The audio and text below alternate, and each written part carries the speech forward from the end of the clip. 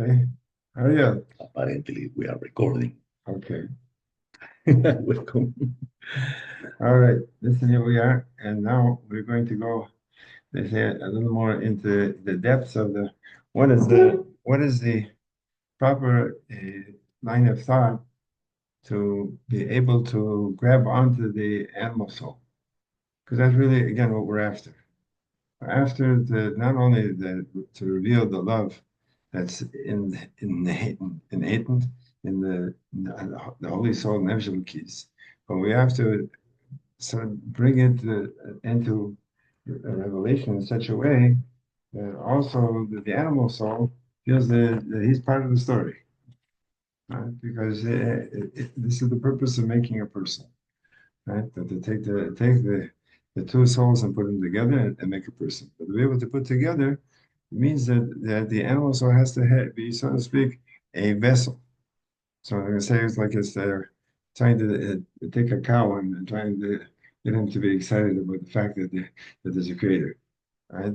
Right? The world of the cow is the world of food and enjoyment, but not the world of thinking about what's above. And that's so it's just the difference between an animal and a person. And an animal walks on generally on four, and his head is generally down. And the person is works on two, and his head is up. And that's the example of what's really going on in spirituality.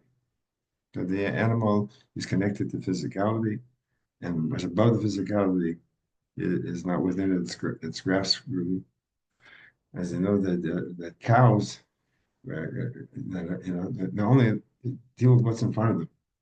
Example is if there's snow on the ground, so the cows will never put two and two together that if you scrape away the snow, that there's grass underneath and you can eat the grass. So that's why the cows that are stuck in situations don't live too long because they can't put two and two together. And so the same thing is with the relationship with physicality. We are born into the physicality. We understand, we feel it, we know it's our, and spirituality is something above.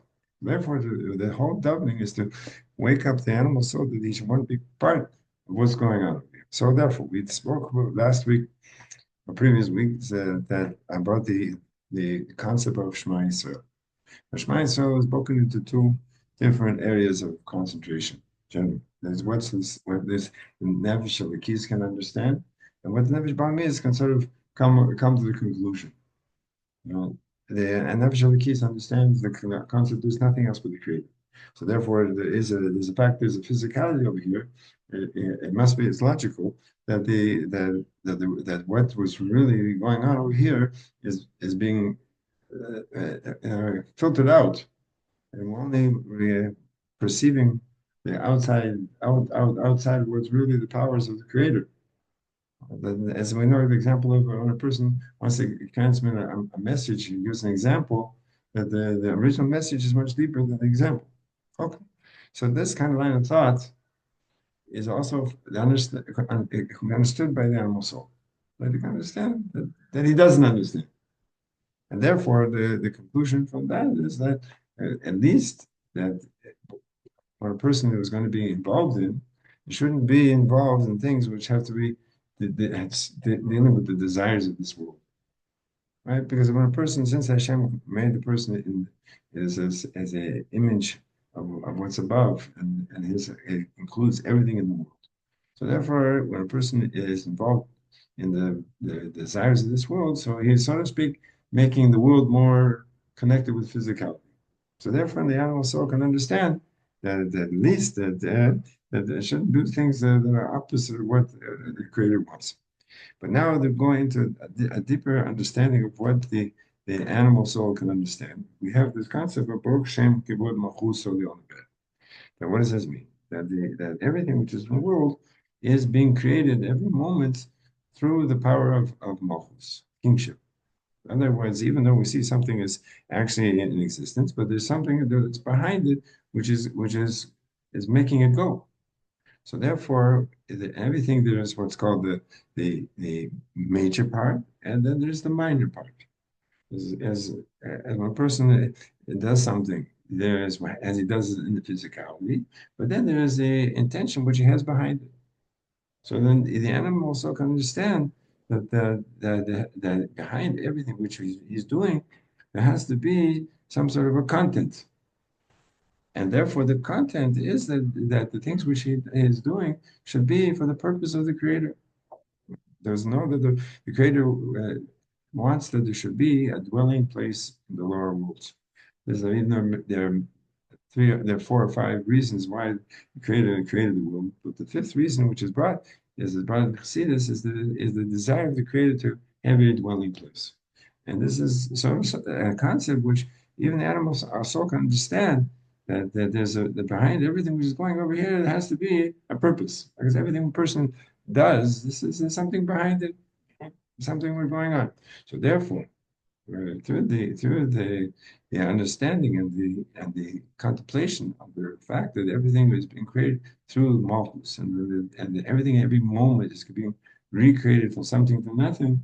So therefore, the perception of the fact that the perception of the animal soul becomes more concentrated on the fact that really there's something going on behind everything which is happening.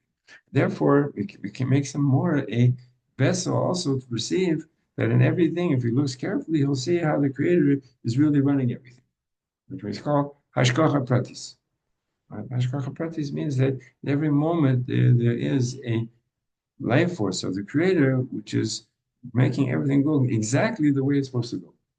As we know, in every little thing that you look into the world, you can see the amazing details, how everything has to run exactly the way it's supposed to. Right? You just take a little simplest thing like a flower, and the example, everything has to go exactly the way it has to go exactly so that you come out of a flower which is able to produce another more flowers. So it's even more so when it comes to a person.